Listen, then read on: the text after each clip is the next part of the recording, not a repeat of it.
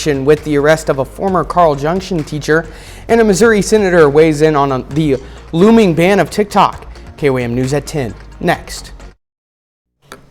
Now at 10, court documents reveal additional information in the arrest of a former Carl Junction teacher. Plus, a Missouri senator weighs in on the looming ban of TikTok. And the Joplin Public Library helps kids with the transition to adulthood. The 4 states' most watched news starts now. Reveal additional information on a former Carl Junction teacher arrested for child sex crimes. This is KOAM News at 10. I'm Anthony Saviello. According to the probable cause statement, investigators seized 2 school-issued laptop computers assigned to former teacher Craig S. Smith. Investigators say they found more than 300 images of child pornography on one device and another 250 images on the other. The seizure resulted from an investigation alleging Smith stalked a student from 2018 to 2023, beginning when the student was in the 6th grade. Smith has been charged with first-degree stalking and possession of child pornography. Let's go ahead and check in with Chief Meteorologist Doug Hetty for a first look at weather. Well, we've seen pretty good temperatures over the past couple days. We were in the 50s yesterday, 60s for us today. Look at this, 62 for a high, started at 42, well above, 17 degrees above our average high. Unfortunately, we are going to go the other direction as we go through the overnight hours tonight. We're going to slide back through the 40s over the next few hours. Winds are starting to shift out of the north, and that is going to start to usher in much colder air, and then by morning, Arctic air starts to work in. Also, look at the winds. Northerly winds still gusting on Saturday, 20 upwards to 30 miles per hour. They stay at least breezy on Sunday with winds gusting 20 upwards to 25 miles per hour. So what that means for you is the feels like temperature, or the wind chill, it's going to be down there by morning, sitting into the mid-teens. Really don't go anywhere, maybe 20 during the afternoon. Then it actually goes back down near 0 by the time we get into Saturday night. We've had some light little showers kind of skirting through, but really for the rest of the night, just a hit or miss shower or 2 as that colder air starts to work in. Maybe a few snow showers over the weekend. We're going to look at that here in just a bit. Thanks, Doug. Authorities respond to reports of a crashed vehicle this morning in Nevada. When they arrived on scene, the Nevada Fire Department discovered a pickup truck had smashed inside of a house. The photograph shows the tailgate of the pickup truck well inside what appears to be a demolished living room. Crews rescued 1 person and were able to provide medical care. This is a developing story. You can find more details as they become available on our website, KOAMnewsnow.com. The Newton County Sheriff's Office announces some changes coming to its website beginning this week. The Sheriff's Office will include calls for service, incident reports, and arrests to its website. These reports will be made available to the public on a daily basis, with Monday's reports including information from the weekend. Well, the clock continues to tick toward a national ban of the popular app TikTok. Today, the Supreme Court unanimously upheld the federal law banning TikTok, citing the risks to national security posed by its ties to China, overcomes concerns about limiting speech by the app or its 170 million users in the United States. Missouri Senator Josh Hawley, an often vocal critic of TikTok, had this to say about the decision. I think that's good from a rule of law point of view. I thought TikTok's arguments were exceptionally weak. There's no need for TikTok to shut down if China will allow TikTok to be sold. But for months now, Beijing has refused to entertain what I understand are multiple offers, substantial offers to purchase TikTok from all kinds of different people. If you have TikTok on your phone currently, it can track your whereabouts, it can read your text messages, it can track your keystrokes, it has access to your phone records. And the problem with that is all of that information is available to and subject to inspection by the government in Beijing. And that's a massive, it's not just a national security threat, it's a personal security threat. The ban takes place this Sunday unless the app is sold by its China-based parent company before then. The Joplin Public Library is starting a series of programs to help kids with their transition to adulthood. Kids from grades 6 through 12 are invited to attend the program. The very first meeting of the series kicks off next week on January 28th and will focus on mental health. The library is partnering with the Children's Center of Southwest Missouri, and they'll be bringing a therapist to cover topics like coping skills, support groups, and more. Like a trusted community resource with experts in the field providing information on those topics. She says she hopes it'll be a discussion-based program where they can focus on answering questions that attendees have. Well, the Carthage 6th grade center received a generous donation today. The First Methodist Church in Carthage presented the center with a check for $1,000. The center says they already have plans for how they will use the money. The church says the occasion underscores its long-standing partnership with the center. With the Chiefs' home game just around the corner, local bars are gearing up for some exciting watch parties. Both Rumors Cocktail Lounge in Joplin and Shirley's Tavern in Carterville will host events to bring their team spirit to the community. They say it's a fun, family-friendly tradition to help boost that hometown spirit during football season. Watch parties are also encouraged to bring their own dishes and to create their own buffet. Well, sniffing for food might be the perfect life for a beagle, but we're going to introduce you to a puppy pack whose sensitive sniffers mean business. That's coming up. But up first, Israeli lawmakers vote to ratify a ceasefire and hostage deal. We'll have the details. Well, Israeli lawmakers have voted to ratify a ceasefire and hostage deal with Hamas, paving the way for the first hostages to be set free Sunday. The development comes after a smaller Israeli security cabinet recommended approving the deal earlier today. Erica Brown reports from Washington. Israel's government has approved the long-awaited ceasefire and hostage agreement following several hours of intense talks Friday. The first phase of the agreement is set to begin Sunday with the release of the first Israeli hostages held by Hamas. They don't know where they are.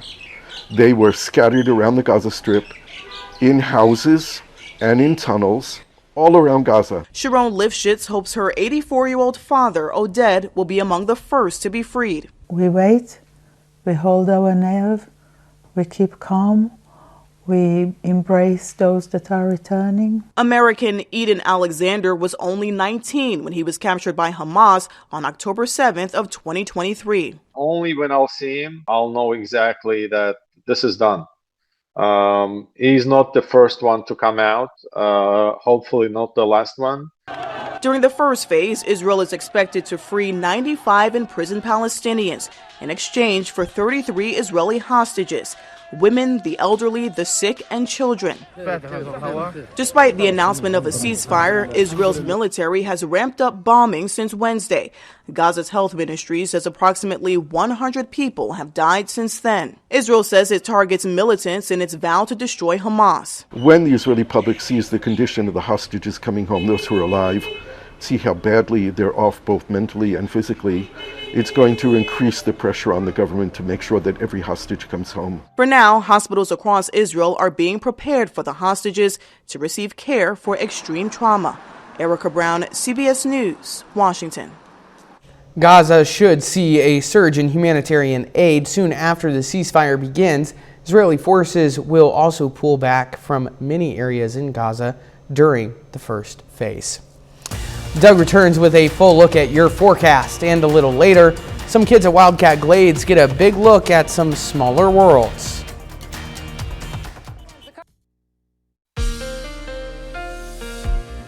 Well, it turned out to be a decently mild day for us today. Temperatures into lower 60s. Unfortunately, we're going the other direction. We have had some light showers out there, which you can see on our Cornell Arts and Entertainment Complex tower cam, and we will see some hit and miss random light showers as we go through the overnight hours for us tonight. Look at the Arctic air building across the northern plains, and this will start to work in as we get into the morning hours. It's not going to be a sharp cutoff. It's going to be a slow, gradual dropping of the temperatures over the next 12 to 18 hours. The winds are really going to start to pick up as well, but out of the north, ushering in those cooler temperatures. So on Saturday, we're going to have winds gusting 20 upwards to 30 miles per hour at times. They come down a little bit on Sunday, but still breezy out there with gusts 15 to 20 miles per hour. So what that means is our wind chill factors drop. So by morning, it's going to feel like it's sitting into the mid-teens. They may creep up to about 20 as we get into the afternoon, then go back down, all the way down near 0 by Sunday morning. So it's going to be a cold one across the region. We've had some light little showers kind of skirting through, and again, hit or miss showers as we go through the overnight hours. This wave passing by, and then this cloud deck, that's where that Arctic air is, which is surging toward the south. All right, so let's go through time through the overnight hours tonight into tomorrow morning. Mostly cloudy skies, upper 20s to start. As we get into the afternoon, cloudy skies. Look at this little band of light snow showers. It's going to be blowing around. I think it's going to be super light, but something we're going to watch, kind of shifting through as we go through Saturday evening and then out of here Saturday night. Temperatures drop, lower teens by Sunday, and then by Sunday afternoon, at least we get a little bit of sunshine. But look at our temperatures, 23, 24, maybe 25 degrees. And then we go back down again as we go into Monday morning, overnight lows down right around 10 degrees. All right, with the light snow showers tomorrow, I'm not really expecting anything, but if there was any accumulations, they would be minor. Minor means a dusting, a quarter of an inch, maybe a half an inch, better chances in our southern counties. But of course, we'll keep our eyes on it. 32 on your Saturday, 25, but a little bit of sunshine on your Sunday. As we go into Monday, we have another weak little wave that shifts through. Notice our temperatures, lower 20s again, but a few random light little snow showers. Here's the good news. By Tuesday, we get back above freezing. Finally, by Wednesday, we actually push 40 degrees. So yes, it's going to be much colder, but it's not going to be sticking around too terribly long. 32 on your Saturday, 25 on Sunday, 27 on Monday, 40s return late next week, even next Saturday, up to 53 degrees. Anthony? All right, Doug, thanks. It's a job any beagle would want, sniffing out food all day long. That's what the Beagle Brigade does at major airports nationwide. The Agricultural Department uses the dogs to sniff out illegal foods from abroad that could spread disease and harm agriculture in the U.S. Natalie Brand tags along to show us the important work these pups do. Standing guard at international arrivals, the Beagle Brigade is on patrol powered by their keen sense of smell. Oh, we got pork floss.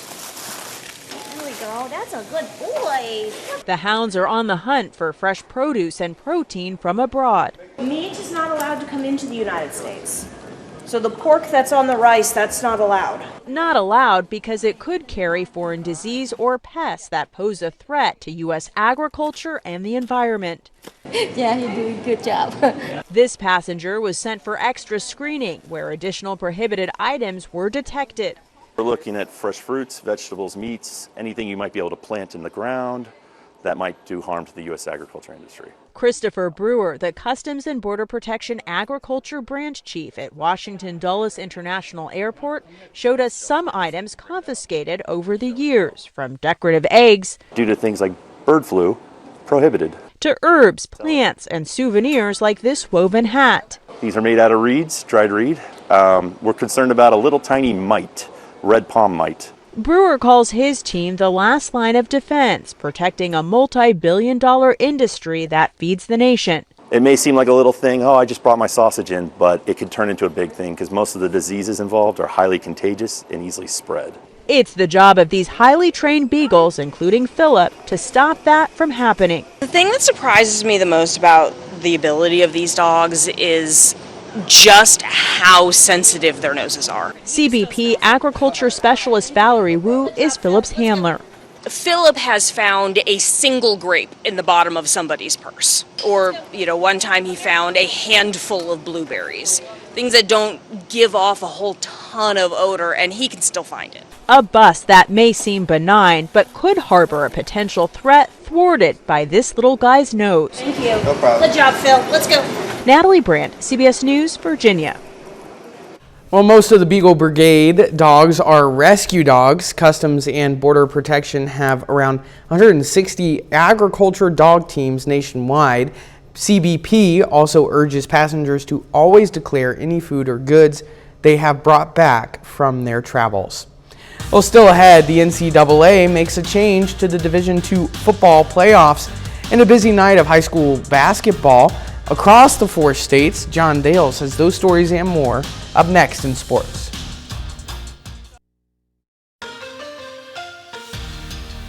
It's a Friday night in January, and that means high school basketball here in the 4 states. This evening, we get the opportunity to see several of the top teams in our area.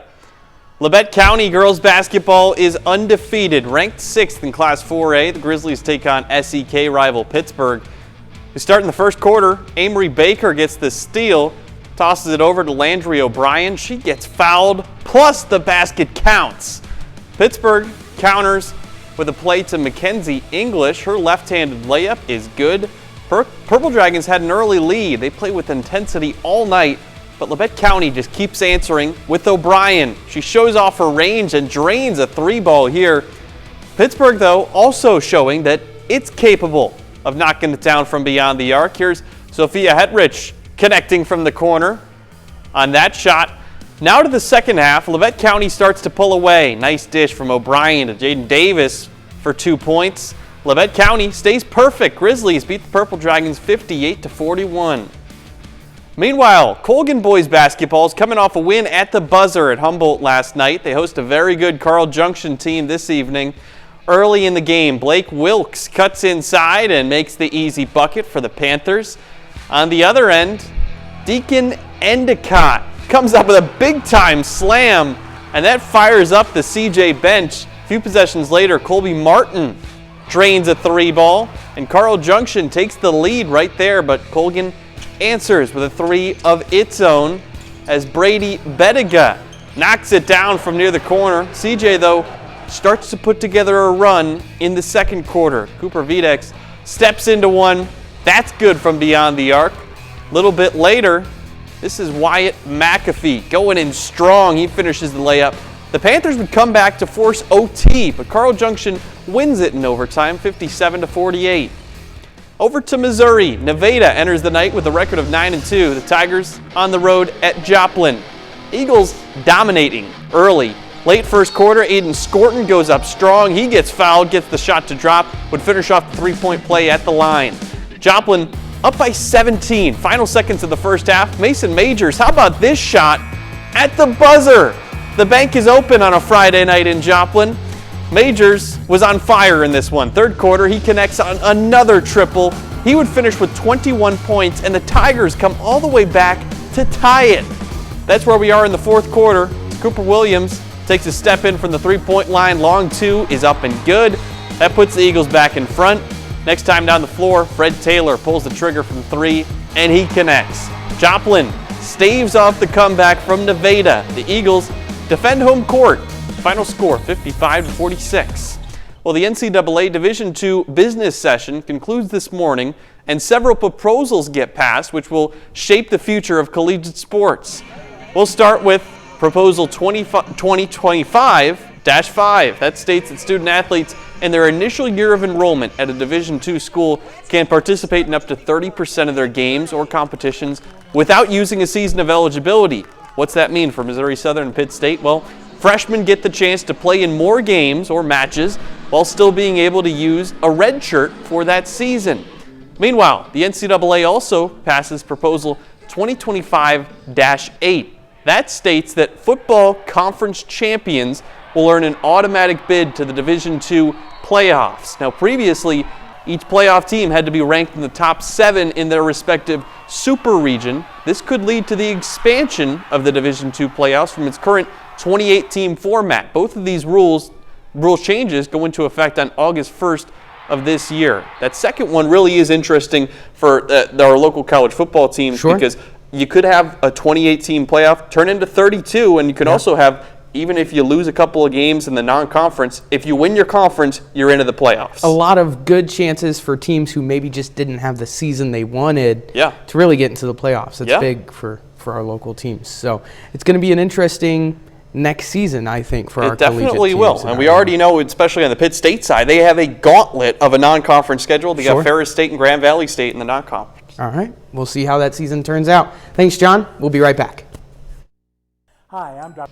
Well, the Wildcat Glades in Joplin held their monthly Nature Explorers program for kids 7 to 14. Today's topic was over microhabitats.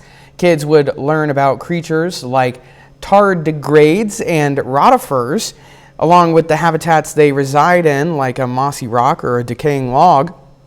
Each monthly program is free for everyone to attend. Everything is more than meets the eye. You know, a simple piece of moss or a simple mud puddle is host to so many different kinds of life and like amazing creatures that we don't really get to pay attention to. So I hope they stop and look at those a little bit deeper. Next month's event will be all about rocks and their role in the environment. What's a final sports note for us, John? Another high school basketball score. Girard girls basketball wins tonight. The Lady Trojans, they're another team that's undefeated so far. So we got them. We also got Lubbock County, not lost a game yet. Yeah, a lot of really cool, good success happening for our local sports we basketball got some teams that I think are going to make a run. They're going to be tough outs in the postseason. It's exciting to watch them play and have that success, Yeah, for it sure. is. All right. Well, that's our time for now. Thanks for watching. We'll see you right back here on the weekend. From all of us here at KOAM, have a great night.